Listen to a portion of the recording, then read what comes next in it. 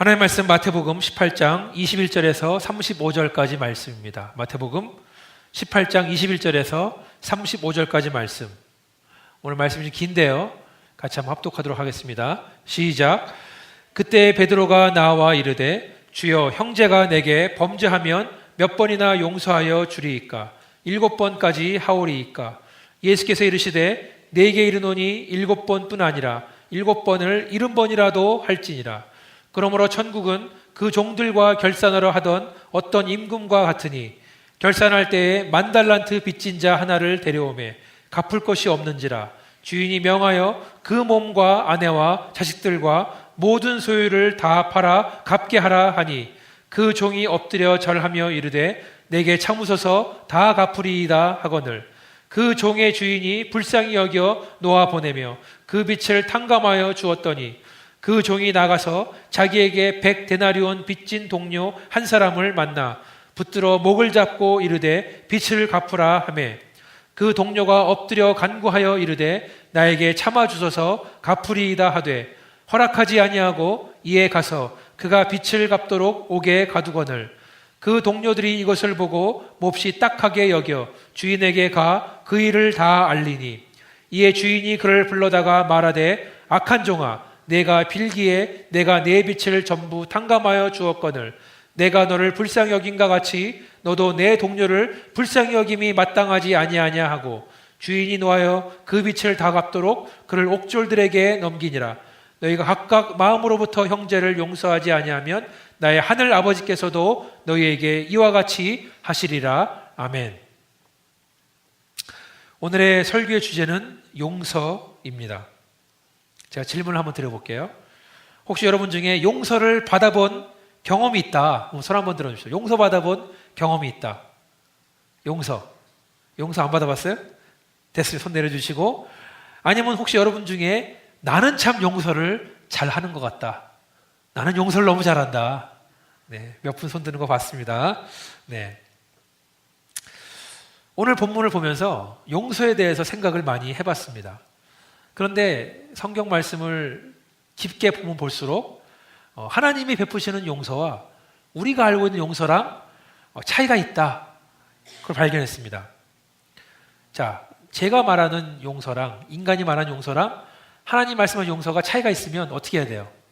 우리 거를 버리고 예수님이 말씀하신 용서를 배워야 된다. 받아들여야 된다. 그렇죠? 우리가 익숙하고 우리가 좋아하는 용서의 생각을 다 버리고 예수님이 말하시는 용서에 대해서 받아들이는 것이 바로 우리가 설교를 하는 말씀을 보는 이유인 줄 믿습니다. 오늘 성경 말씀 보면 또 베드로가 질문을 합니다. 마태복음 18장은 베드로가 막 나서서 질문하다가 잘못된 포인트를 찝어서 생각도 많이 해보지도 않고 급하게 하기 때문에 예수님이 설명을 일일이 해주지만 그 덕분에 우리가 궁금한 것들이 많이 해결되는 것을 알 수 있습니다. 베드로가 질문을 이렇게 하죠.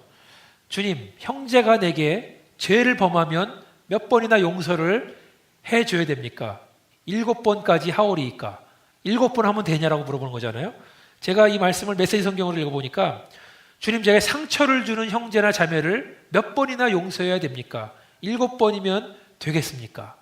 나한테 범죄하는 형제나 자매를 몇 번까지 용서해야 되냐? 나한테 상처를 주는 형제나 자매를 몇 번까지 용서를 해야 되냐? 근데 우리는 우리를 기준으로, 우리를 중심으로 세상을 바라보고 모든 것을 받아들입니다. 지금 베드로는 자기한테 범죄한 형제, 자기한테 상처 준 사람을 말합니다. 그러면 나한테 범죄하지 않고 상처를 안 줬으면 괜찮다는 말이에요. 그렇죠? 그런데 그런 것들이 나랑 관계가 있으면 문제가 된다 이겁니다. 몇 번을 용서해 주면 됩니까? 우리 부모님들은 자식들을 그렇게 말 안 듣는데 몇 번 용서해 주면 됩니까? 아니면 상처 준 사람이 있는데 그 사람을 몇 번을 용서하면 되겠습니까? 어떤 사람은 왜 용서합니까? 그냥 복수의 마음을 품고 살면 안 됩니까? 그냥 그 사람 잘못되기만을 간절히 바라면 그렇게 인생을 살면 되지 않습니까? 라고 물어본 사람도 있다 이겁니다. 베드로가 7번을 용서하면 되냐라고 물어본 데에는 그 당시에 상황이 있어요. 그 당시에 유대인 랍비들은 3번까지만 용서해라 라고 말했어요. 3번은 용서해라 가르쳤다는 거예요. 4번째는 봐주지 마라 그랬다는 겁니다. 어떤 사람이 잘못하더라도 3번까지는 용서하고 4번부터는 이제 국물도 없다 이렇게 그 사람 용서할 필요가 없다라고 말을 했다라는 겁니다. 근데 여러분 3번도 용서하기가 어렵죠. 나한테 피해가 큰데, 내가 상처가 큰데, 나한테 범죄를 그렇게 저질렀는데 어떻게 용서를 해? 3번도 큰 겁니다. 그러니까 랍비가 3번까지는 용서해라 가르친 거 아니겠습니까? 근데 베드로가 이렇게 7번이면 되겠습니까 말한 데에는 자기의 어떤 스스로 잘 보이려고 싶은 그런 마음이 있는 거죠. 그렇죠? 뉘앙스가 예수님 한 7번쯤 용서하면 되겠습니까? 그러면 제가 예수님의 제자로서 괜찮은 거 아닙니까? 라고 물어볼 수 있습니다.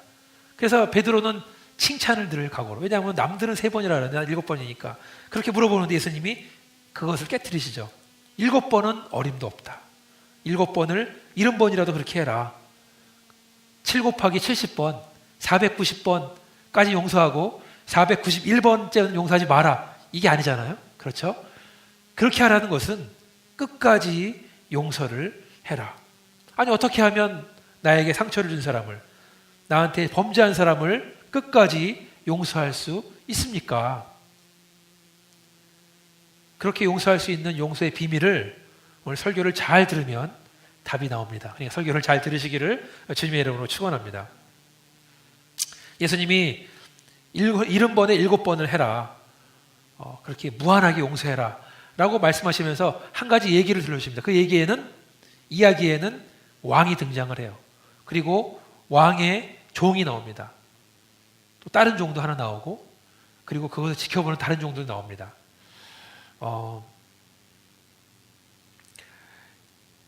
본문의 23절에 보니까 천국은 이란 말을 시작해요. 용서를 말하는데 천국을 말합니다. 그 말은 천국과 용서는 아주 가까운 관계다. 그 말은 천국은 아마 용서로 가득한 곳이 천국일 것이다. 우리가 상상할 수 있는 겁니다. 관계가 깊다는 거죠. 자, 천국은 마치 어떤 임금이 결산을 하려고 종들을 모은 것과 같다. 결산이 뭡니까? 돈을 계산하는 거예요. 그렇죠? 종한테 얼마큼의 돈을 줬는데 그 종이 이 주인의 임금의 돈을 잘 관리해서 이익을 냈는지 못 냈는지 손해를 봤는지, 그렇죠? 그것을 결산하는 시간이다. 어쩌면 그것은 우리한테는 돈이 될 수도 있고 시간도 될 수가 있고 많은 영적인 기회도 될 수가 있고, 그런 것들을 언젠가는 하나님께서 결산하신다. 천국은 결산하는 곳이다. 오늘 7시 예배, 여러분도 혹시 왜 알미다가 안 왔나 걱정하시는 분들은 아침 예배 드렸습니다. 미다가 밤새 아파서 잘 못 잤대요. 그래서 그냥 같이 예배 드린 다음에 갔습니다. 아침에 설교를 하는데 넬슨이 그때 용서를 받아야 되는 거다라고 말하더라고요. 섰을 때 그런 얘기 했습니다. 네, 근데 하여간에 천국은 왕이 그 종들을 결산하는 시간이다. 결산을 통해서 칭찬도 하고 벌도 준다라는 겁니다. 하나님께서 우리가 섰을 때 우리가 정말 상을 받을 것인가, 아니면 책망을 받을 것인가 한번 생각을 해봐야 됩니다. 구원받은 성도들이 하나님 맡기신 그 사명을 잘 감당했는지를 결산을 하실 것이다. 여러분 결산받을 준비되어 있습니까? 아멘. 잘 준비하시기를 주님의 이름으로 축원합니다. 근데 임금의 종 중에 하나가 지금 왕 앞에 나왔습니다. 근데 그 종은 상상할 수 없는 큰 빚을 졌다라고 나와 있죠. 아마 왕의 돈을 가지고 사업을 하다가 다 말아먹은 것 같아요.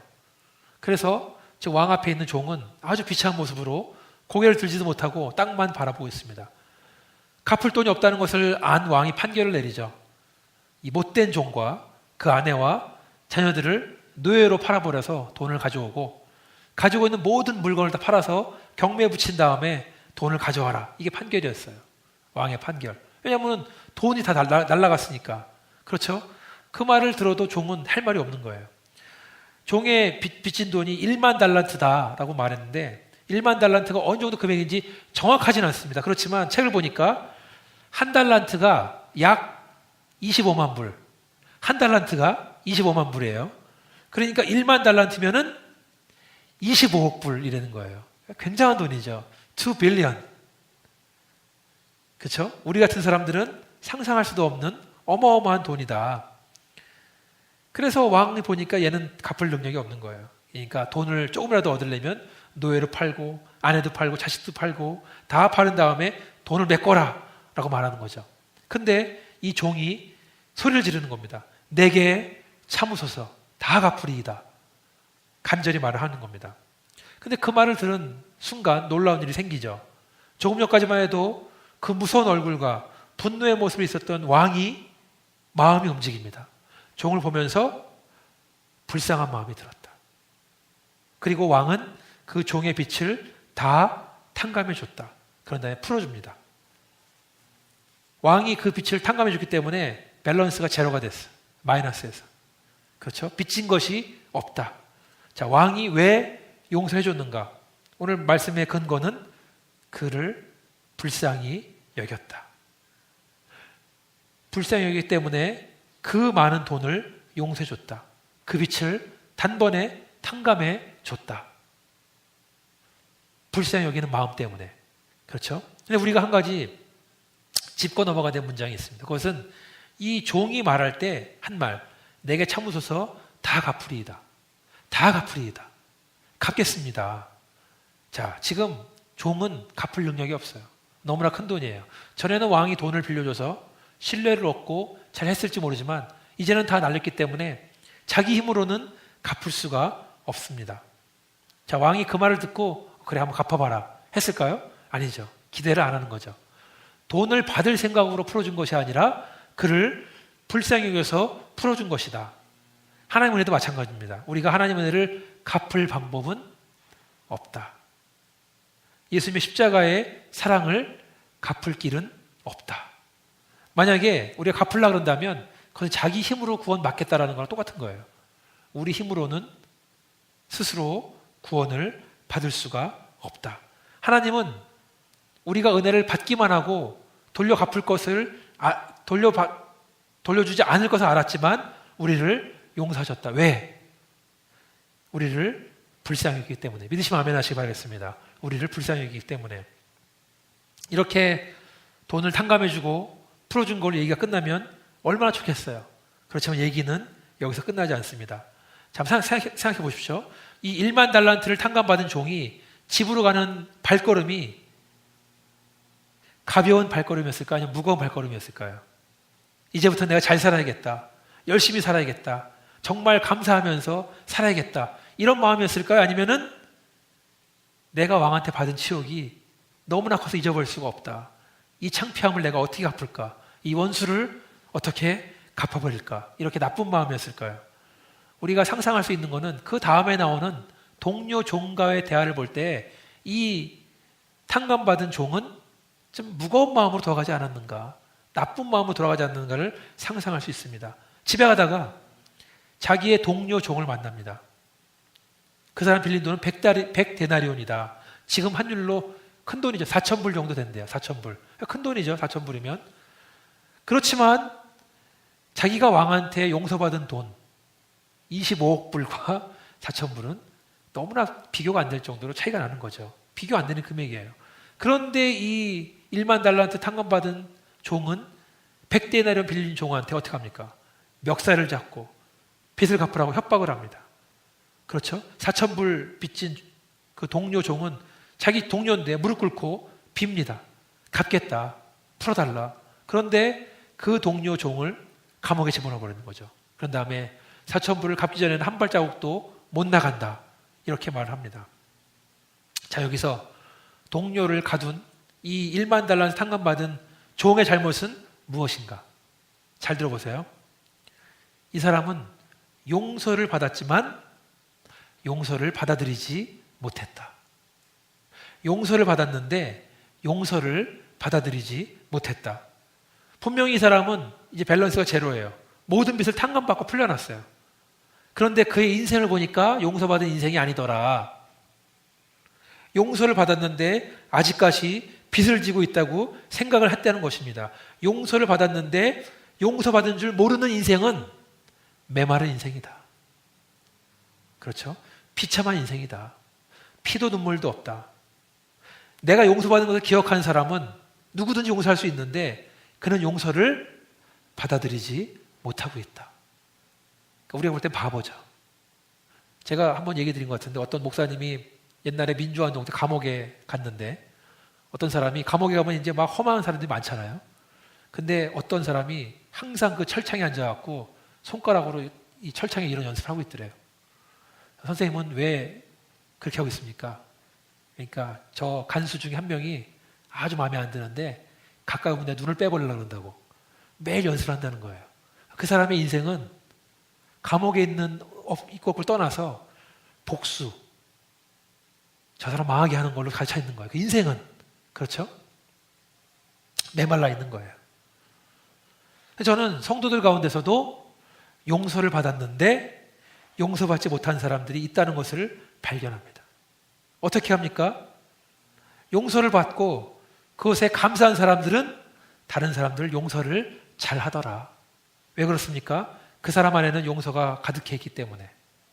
그런데 용서받지 못한 사람들은 그 안에 용서가 없더라. 그 안에 사랑이 없더라. 그 안에 은혜가 없더라. 그 안에 다른 사람을 불쌍히 여기는 마음이 없더라는 거예요. 용서를 정말 받았는지 아니면 용서받은 거 잊어버렸는지 모르겠지만 그 사람한테는 바늘로 찔러도 피 한 방울 안 나올 것 같은 그런 사람이더라. 많죠? 주변에 많이 있습니다. 두 번째로 이 종의 잘못은 그는 교만했다. 정확히 말해서 이 사람은 종과 임금과의 관계, 임금과 종의 관계, 지금 자기가 탕감받았잖아요. 그 관계와 종과 종의 관계 헷갈렸어요. 자기가 자기 동료를 보면서 자기가 왕인 줄 알았어요. 그렇죠?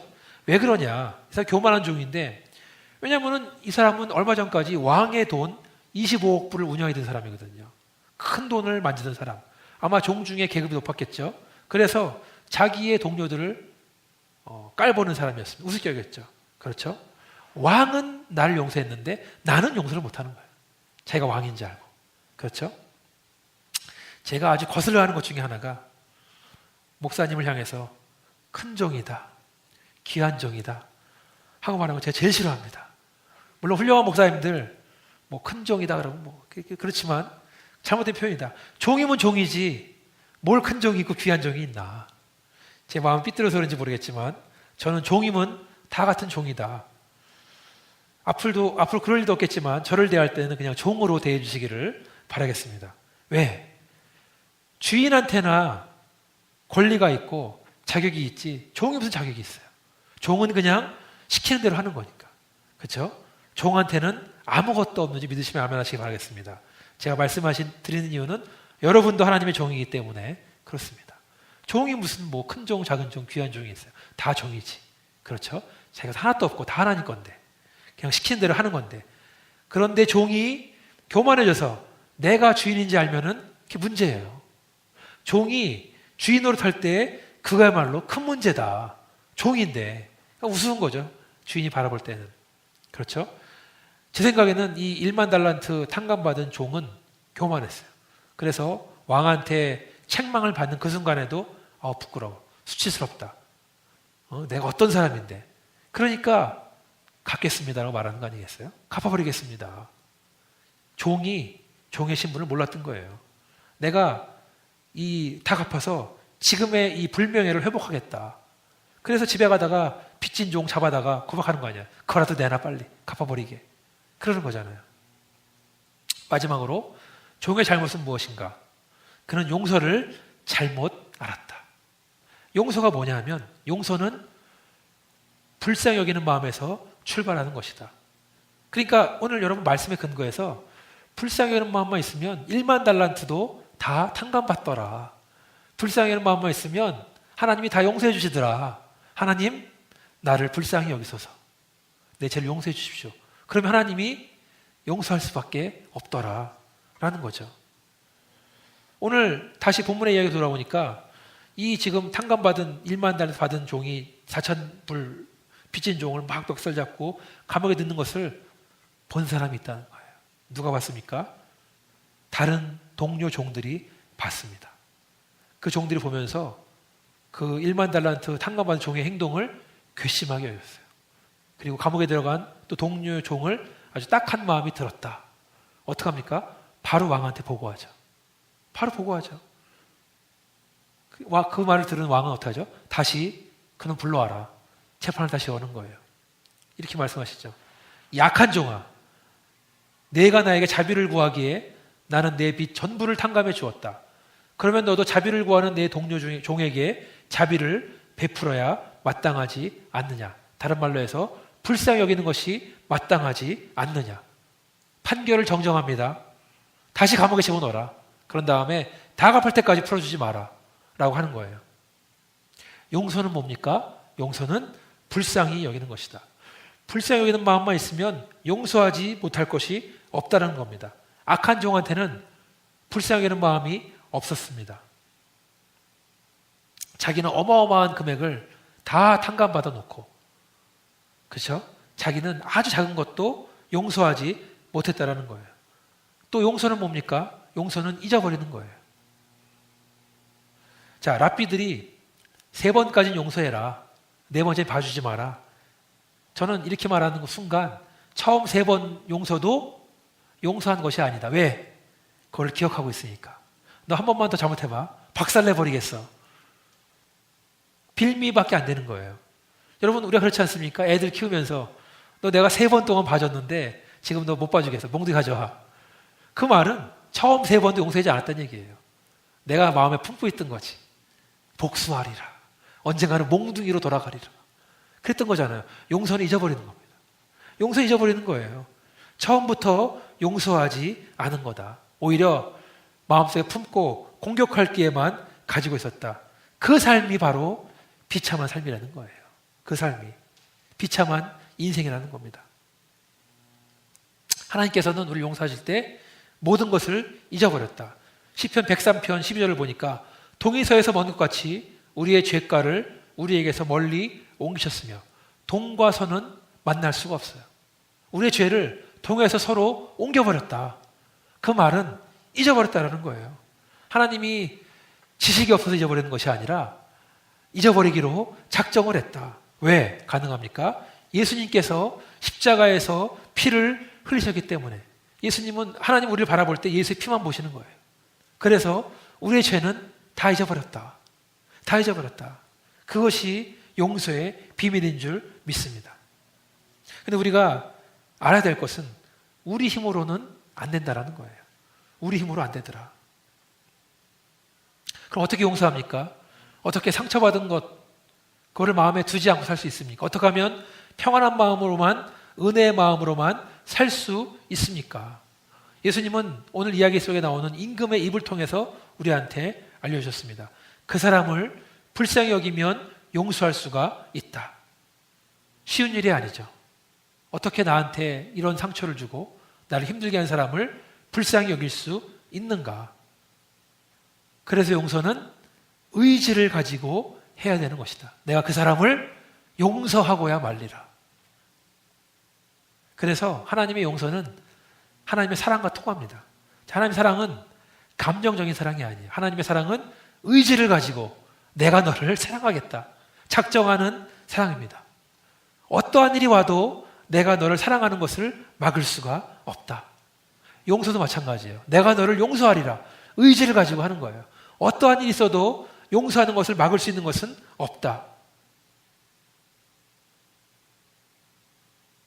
용서하기로 작정하고 용서하기로 의지를 가지고 끝까지 하는 용서가 바로 하나님께서 우리한테 하신 용서고 우리도 다른 사람에게 해야 되는 줄 믿습니다. 그래서 그 비결은 저와 여러분의 마음속에 하나님의 사랑으로만 충만하기를 원합니다. 우리 마음이 하나님 사랑으로 가득 차 있어야 돼요. 용서로 충만해 있어야 돼요. 우리 마음이 사랑으로 충만하고 용서로 충만하다는 말을 다른 말로 하면 성령 충만하다는 말이에요. 그게 은혜가 충만하다는 말이에요. 그래서 그 사랑의 마음 속에 다른 것이 들어올 수가 없는 거예요. 그 마음을 미움으로 채우지 마시기를 바랍니다. 복수심으로 채우지 마시기를 바랍니다. 사탄은 지금도 자꾸 그 우리 마음속에 구멍을 내서 뭔가 집어넣으려고 그러는 거예요. 사랑으로만 가득해야 되는데 자꾸 뭔가 집어넣어서 맞아, 저 사람이 나한테 옛날에 그랬었지. 내가 용서할 수가 없지. 그렇죠? 저 집사님이 나한테 그렇게 함부로 말했단 말이야. 그렇죠? 자꾸 비집고 들어오려고 합니다. 그럴 때일수록 물리치고 우리 마음이 사랑으로, 은혜로, 용서로 충만하는 저와 여러분 되기를 주님의 이름으로 축원합니다. 35절에 보니까 너희가 각각 마음으로부터 형제를 용서하지 아니하면 나의 하늘 아버지께서도 너희에게 이와 같이 하시리라. 용서하지 않으면 나도 용서 안 할 거야. 그 말은 하나님의 용서를 받은 사람이라면 그 용서로 충만한 삶을 살아라. 혼자만 가지고 있는 것이 아니라 그 용서를 다른 사람에게 나눠주는, 그 사랑을 나눠주는 저 사람이야말로 용서의 사람이라, 사랑의 사람이다라는 그런 말을 들을 정도로 사는 저 여러분 되기를 주님의 이름으로 축원합니다. 같이 한번 기도하시겠습니다. 아버지 하나님, 내 안에 사랑이 없습니다. 내 안에 용서가 없습니다. 아버지, 세상은 자꾸 내 마음속을 흔들고 나를 힘들게 하고 자꾸 옛날의 기억들을 떠오르게 하고 우리를 흔들려고 하고 망하게 만들고 있습니다. 아버지, 그러나 우리의 마음이 주의 사랑으로 가득하길 원합니다.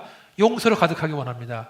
아버지, 우리 마음에 용서가 없다면 그 용서의 기억, 사랑의 기억으로 충만할 수 있도록 도와주시고 다시 십자가로 돌아갈 수 있도록 도와주시기를 간절히 원합니다. 그래서 우리가 주의 사람이 돼서 용서의 사람, 사랑의 사랑으로 세상에 나갈 수 있도록 하나님 도와주시옵소서.